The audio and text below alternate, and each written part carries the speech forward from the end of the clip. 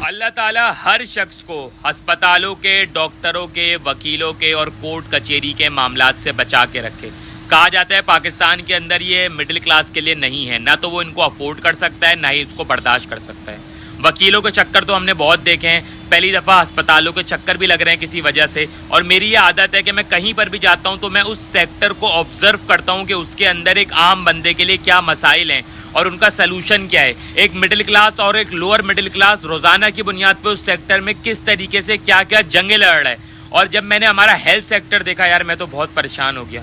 मतलब मैंने ऐसी अजीब अजीब चीज़ें देखी। एक मैंने चीज़ देखी कि कोई भी बड़ा डॉक्टर है, वो किसी भी हॉस्पिटल में बैठ रहा है या अपने प्राइवेट क्लिनिक पे बैठ रहा है, वहाँ पे बहुत सारे यंग लड़के उसके क्लिनिक के बाहर तैयार होकर टाई वाई लगा के हाथ में ब्रीफकेस पकड़ के उसका इंतज़ार कर रहे हैं। शुरू में तो मुझे लगा ये लड़के शायद इंटरव्यू देने के लिए आए, लेकिन बाद में मुझे आहिस्ता आहिस्ता पता चला ये लड़के जो है वो डिफरेंट जो है ना मेडिसिन कंपनीज़ के एजेंट हैं और ये अपने प्रोडक्ट की मार्केटिंग के लिए डॉक्टर के पास आए हैं और ये अपनी कंपनी के बिहाफ पे डॉक्टर्स को गिफ्ट दे रहे हैं। कोई जो है वो क्लिनिक में एसी लगवा रहा है, कोई जो है डॉक्टर को मोबाइल फ़ोन गिफ्ट कर रहा है और कोई डॉक्टर को लोकल टूर्स ऑफर कर रहा है। बल्कि ये भी नहीं, कोई तो इंटरनेशनल टूर्स भी ऑफर कर रहा है। क्यों?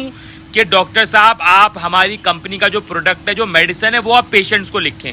यानी अगर किसी पेशेंट को थोड़ा सा सर में दर्द है और वो पेनाडोल खा के भी ठीक हो सकता है, तब भी डॉक्टर्स को 3-4 दवाएं लिख के उनकी कंपनी की। क्यों? क्योंकि वो डॉक्टर्स को गिफ्ट दे रहे हैं। यार मैंने सोचा, मैंने कहा ये मतलब एक जो पेशेंट है वो डॉक्टर को कितना ऊपर रेट करता है, मतलब वो डॉक्टर पे कितना भरोसा करता है। और हमारे यहाँ हेल्थ सेक्टर के अंदर ये क्या निज़ाम आ गया है कि डिफरेंट कंपनीज जो हैं वो डॉक्टर्स को गिफ्ट दे रही हैं। मतलब उन गिफ्टों की बेसिस के ऊपर जो है ना वो डॉक्टर से एक अच्छा रिलेशन कायम करना चाह रही है, ना कि एक अच्छे प्रोडक्ट की बेस के ऊपर। तो अब जो डॉक्टर उनसे जो है वो इंटरनेशनल टूर ले रहा है या अपने क्लिनिक के लिए एसी ले रहा है, कि अगर कोई डॉक्टर उन कंपनी से एसी लेके अपने क्लिनिक में लगा रहा है, उनसे वर्ल्ड टूर ले रहा है, उनसे मोबाइल फ़ोन ले रहा है, तो क्या बाद में वो उनका प्रोडक्ट चेक भी करेगा पेशेंट को देने से पहले?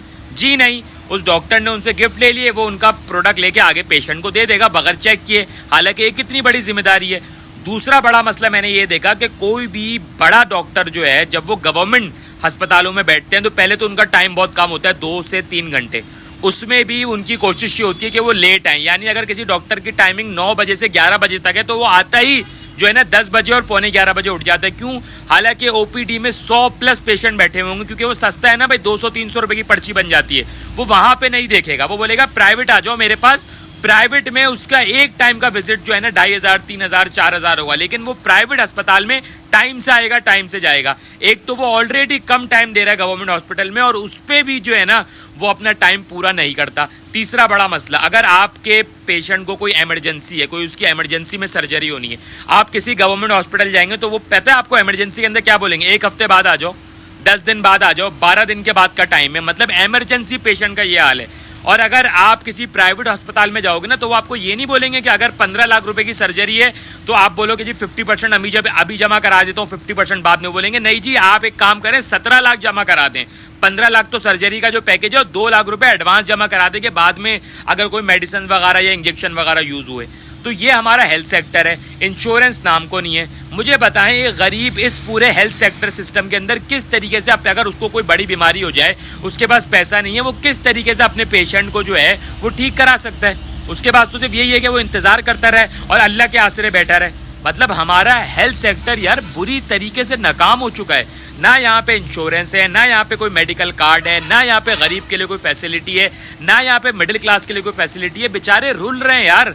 एक बहुत ही बड़ा और अहम मसला, यहाँ पे डॉक्टर सेलिब्रिटी बन गए हैं। आप किसी बड़े डॉक्टर से मिलने जाएं वो आपको जवाब ही नहीं देगा। आप उससे पूछोगे कि भाई मेरे पेशेंट को क्या हुआ है, बोलेगा हाँ जी मेरे असिस्टेंट से बात कर लें, या बस 3-4 आपसे बातें करके ऐसे चला जाएगा जैसे वो सेलिब्रिटी है। हालांकि उसका काम है कि वो आपको बिठा के सही तरीके से हर चीज़ समझाए, वो आपके पेशेंट को बताए। लेकिन यहाँ पे डॉक्टर सेलिब्रिटी बन गए हैं। आप डॉक्टर से बात करो, उनकी भरमबाजी ऐसी है कि पता नहीं खुदा ना खास्ता वो डॉक्टर नहीं है क्या है, कि मतलब वो आपको जो है ना 1 मिनट भी नहीं दे सकेंगे। हालांकि ये डॉक्टर के प्रोटोकॉल में आता है कि अगर वो पेशेंट की सर्जरी करने जा रहा है या ऑपरेशन करने जा रहा है तो उसको पूरी डिटेल बताए कि जी हम आपका ये कर रहे हैं। लेकिन अफसोस की बात है, वही बात है ना कि जो बेचारा गरीब है, जो मिडिल क्लास है, जो लोअर मिडिल क्लास है, उसके लिए कुछ नहीं है। वो बेचारा बीमार भी नहीं हो सकता, वो बीमार होना अफोर्ड नहीं कर सकता, मरना अफोर्ड नहीं कर सकता। मतलब अगर कोई मिडिल क्लास बेचारा बीमार हो जाए तो उसका मतलब ये है वो अपनी ज़िंदगी की तमाम जमा पूंजी लाके डॉक्टर के कदमों में रख दे, उसके बाद भी डॉक्टर के आसरे में रहे। डॉक्टर उसको कुछ बताएगा नहीं, सब अल्लाह भरोसे चल रहा है। अगर वो ठीक हो गया तो ठीक है, नहीं हुआ तो कोई बात नहीं। मतलब ये मामलात हैं। सिर्फ यहाँ पे जो है ना वो बीमार होना भी अमीर अफोर्ड कर सकता है क्योंकि उसके पास पैसा है, वो देके अपनी मर्जी से हर चीज़ कर सकता है। यहाँ पे डॉक्टर भी आपको देख के आपसे बात करते हैं। हालांकि डॉक्टर एक ऐसा प्रोफेशन है कि जिसके अंदर आपने इंसान नहीं देखना, आपने हर बंदे को सेम ट्रीट करना है। लेकिन अफसोस की बात है हमारा हेल्थ सेक्टर कितना नीचे जा रहा है। मैं जिस सेक्टर में जाता हूँ ऐसा लगता है वो सेक्टर मेरे सामने एक्सपोज हो गया। मैं उस सेक्टर को देखता हूँ, मुझे इतना अफसोस होता है कि यार हमारे यहाँ लोगों को क्या फैसिलिटीज़ दे रहे हैं। आप रोटी, कपड़ा, मकान, साफ पानी, एजुकेशन, सेहत, सिक्योरिटी, ये 7-8 चीज़ें तो हर बंदे का हक होना चाहिए। ये चीज़ें नहीं मिल रही। क्या आपको रोटी हर बंदे को प्रॉपर मिल रही है? साफ पानी हर बंदे को प्रॉपर मिल रहा है? क्या एजुकेशन हर बंदे को प्रॉपर मिल रही है? क्या मकान हर बंदे का प्रॉपर है? क्या सिक्योरिटी हर बंदे को प्रॉपर मिल रही है? क्या सेहत हर बंदे को प्रॉपर मिल रही है? जी नहीं, हर जगह बिग नो है। क्या करें यार, अफसोस की बात है। मतलब कहीं तो ऐसा हो कि बंदा जाए तो देखे हाँ यार इस सेक्टर के अंदर एटलीस्ट लोगों को जो है ना फैसिलिटीज़ मिल रही है।